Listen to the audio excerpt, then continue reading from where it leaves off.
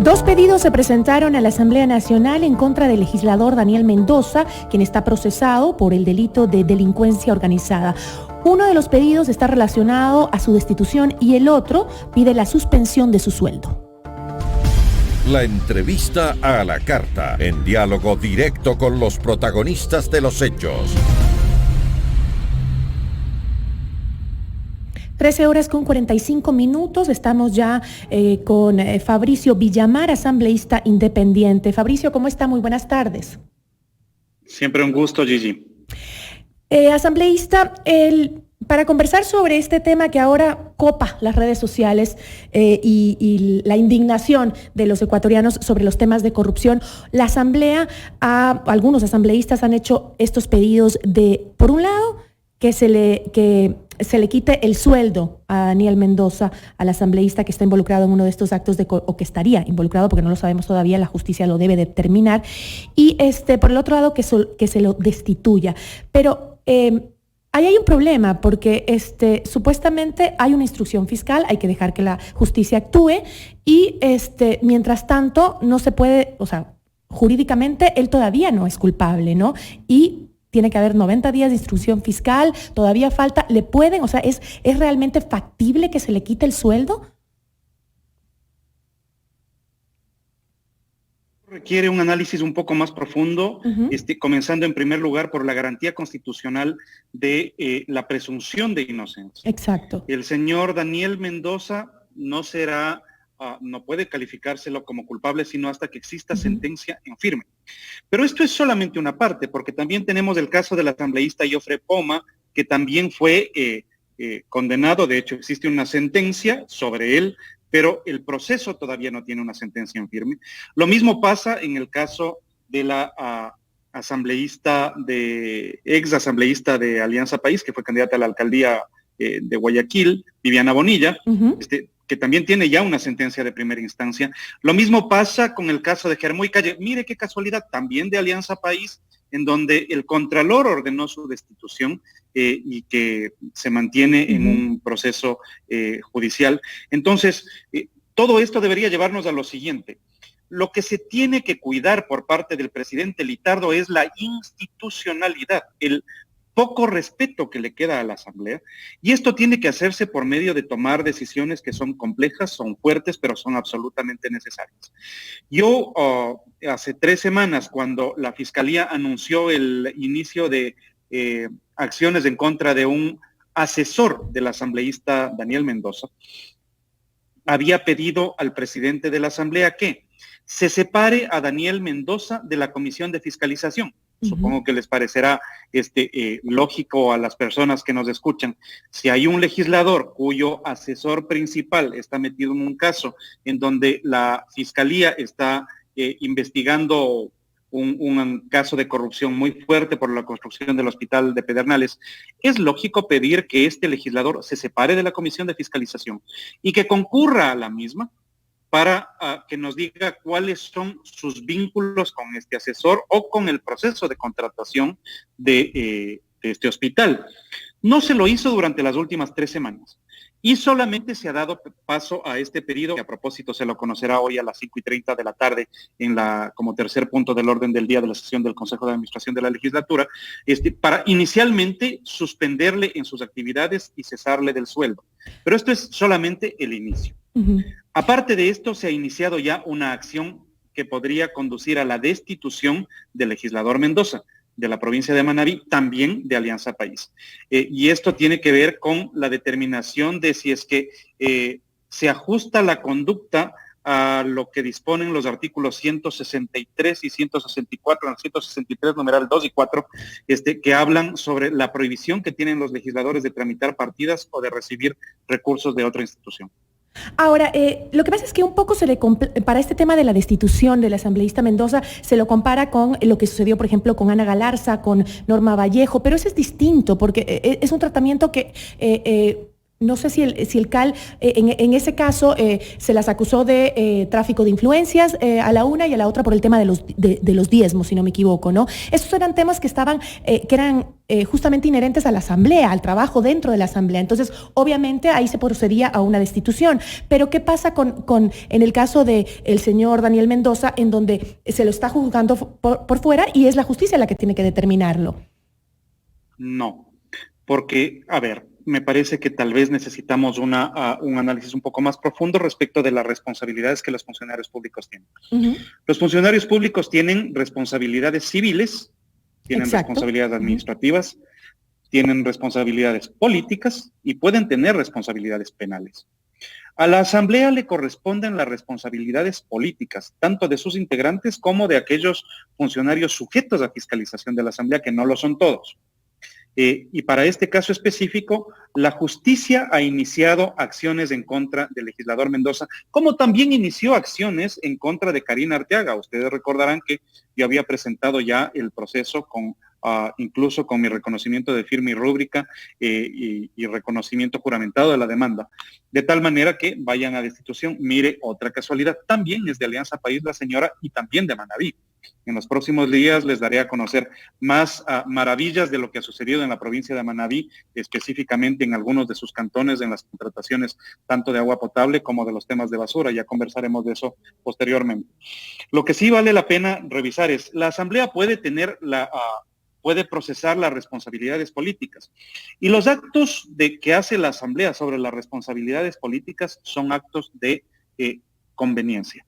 Es decir, la Asamblea puede procesarle a un ministro no porque haya algo ilegal, inconstitucional o reñido con el Código Penal, sino porque la Asamblea considera que la decisión de un ministro no fue conveniente. No ni siquiera que fue ilegal, sino que no fue conveniente. En el caso de los juzgamientos que hace la Asamblea, son precisamente esto, son juicios de valor y son juicios de conveniencia.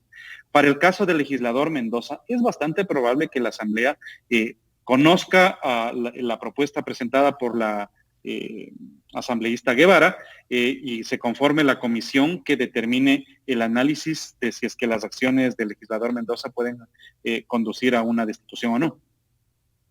Ahora, usted mencionó hace poco una frase que dijo, el poco respeto que le queda a la Asamblea, dijo usted. Sí. Eso lo dice en relación a los bajos niveles de aceptación que tienen hoy los asambleístas, no solo por este caso de corrupción, sino desde antes, desde incluso cuando fueron las protestas del año pasado, también empezó a bajar mucho la apreciación de la gente sobre la labor que realizan los asambleístas. Ante eso y lo que hoy pasa con el tema de corrupción, ¿cómo ve usted la percepción de la gente? A ver, yo creo que hay que tener una claridad histórica respecto de lo siguiente. La Asamblea nunca será una institución amada. La Asamblea no regala bonos. La Asamblea no construye carreteras. La Asamblea no pone hospitales. La Asamblea no da escuelas. La Asamblea dicta leyes. La Asamblea restringe comportamientos. La Asamblea establece sanciones. Pero es la forma más civilizada de administrar una república. A la Asamblea se va precisamente a tener ideas diferentes y a pelear por las ideas diferentes. El verdadero conflicto que existe ahora es si es que miembros de la Asamblea han estado metidos en casos de corrupción, como por ejemplo lo que se denuncia del reparto de los hospitales, en donde también valdrá la pena analizar quién recibió y quién dio estos hospitales, porque creo que de los dos lados vale la pena analizar. La Asamblea no escapa a la valoración que hacen los ciudadanos respecto de la baja calidad de administración de la República que tiene también el gobierno nacional por parte del Ejecutivo.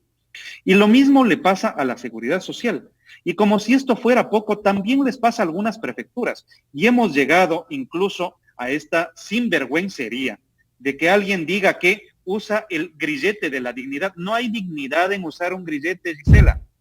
Mire, los grilletes los usan las personas que son señaladas por la fiscalía y que están dentro de un proceso y se tiene miedo de que se fuguen. Ahí no hay dignidad. Ahí lo que existe más bien es la ignominia de ser señalados por la vindicta pública por el probable cometimiento de un delito. Entonces, me parece que también nos toca hacer una diferenciación entre lo que es la Asamblea y lo que son los asambleístas. Sí, tiene toda la razón. En la Asamblea existen legisladores que son responsables, que son honestos, que son trabajadores, que investigan y se preparan, y que legislan y no se meten en casos de corrupción. Estoy totalmente de acuerdo con usted, estoy totalmente de acuerdo que hay gente muy valiosa dentro de la Asamblea, pero usted dice, claro, como los asambleístas no dan bonos, no regalan canastas, no están haciendo, digamos, dádivas, no les quieren, pero, sin embargo, sí se oponen a proyectos de ley que a veces son necesarios y no dan paso a muchas cosas, según algunos criterios también de expertos, no dan paso a cosas que son necesarias porque simplemente eso tiene un costo político. Entonces, también ese poco cariño o apreciación que le tiene la ciudadanía hoy en día a los asambleístas es bien ganado porque siempre la ciudadanía tiene, como usted dice, respetándose algunas opciones de asambleístas que yo sí considero personalmente, y estoy seguro que la ciudadanía también, que han hecho un buen trabajo y lo quieren seguir haciendo, muchos solo están pensando en las elecciones que vienen después y no les importa la necesidad que tiene el país, y eso lo ha visto la ciudadanía. Sí, también existe eso, y ojalá los ciudadanos determinen lo que son las responsabilidades hacia el futuro, tanto de los partidos políticos como, bueno, la responsabilidad de los partidos políticos de proponer candidatos serios que tengan preparación suficiente para poder legislar. Legislar es un arte que no lo puede todo el mundo. Y fiscalizar tiene que ser mucho más allá de montar un escándalo. Los procesos de fiscalización tienen que llegar a su culminación, como es lo que hicimos cuando se le destituyó a Carlos Ochoa, o al cura Tuárez, o a la visitadora, o a la diezmera, o a otras personas que han pasado por procesos de fiscalización efectivos y que han tenido finalizaciones prácticas en la Asamblea. Pero, en efecto, la Asamblea puede tener una baja valoración y no va a tener una valoración alta si es que sus componentes siguen pensando en las elecciones. Mire, y la otra responsabilidad también está en los ciudadanos. Si los ciudadanos votan por representantes, por presentadores de televisión, muy respetables muchos de ellos, o si es que los ciudadanos votan por futbolistas, muy buenos muchos de ellos, no les puede pedir usted normalmente a estas personas cuyo leitmotiv, su preparación, es distinta del proceso de legislación o del proceso de fiscalización. ¿Cuál sería, según usted, la capacidad específica que tiene que tener un legislador? ¿Ser un experto en leyes? Mire, ser un experto en leyes no necesariamente, ni ser un experto en derecho necesariamente. Han habido a lo largo de la historia ciudadanos que sin título han sido excelentes legisladores. Hay ciudadanos que sin tener todas las maestrías que presumían los anteriores administradores de la República han sido ciudadanos honestos y buenos representantes de la República. Exacto. Me da pena pensar que hay que buscar como excepción a los ciudadanos honestos cuando esa debería ser la regla. Y la preparación que puede faltarle a un legislador tiene que buscarla en su equipo asesor. Por eso el equipo asesor de un legislador tiene que ser suficientemente preparado. Nuevamente, usted no puede ponerle de asesor al chofer y no puede ponerle de asesora a la pareja circunstancial de quien ostenta una representación específica de la República. Sí, pero no tienen, entonces, por eso, estamos hablando de que puede ser pública es un acto muy serio. Pero puede ser un presentador de televisión o un futbolista siempre y cuando sean personas honestas y se rodeen de la gente adecuada para poder hacer su trabajo. Y tengan conocimientos específicos también. Me parece que eso es importante. Yo le agradezco muchísimo por habernos acompañado, asambleísta. Siempre es interesante conversar con usted. Y esperemos que, como usted dijo, los ecuatorianos en las próximas elecciones piensen justamente en quién le hizo bien al país y quién le hizo mal al país para reelegirlo. Muchísimas gracias. Siempre un gusto saludarles. Buenas tardes.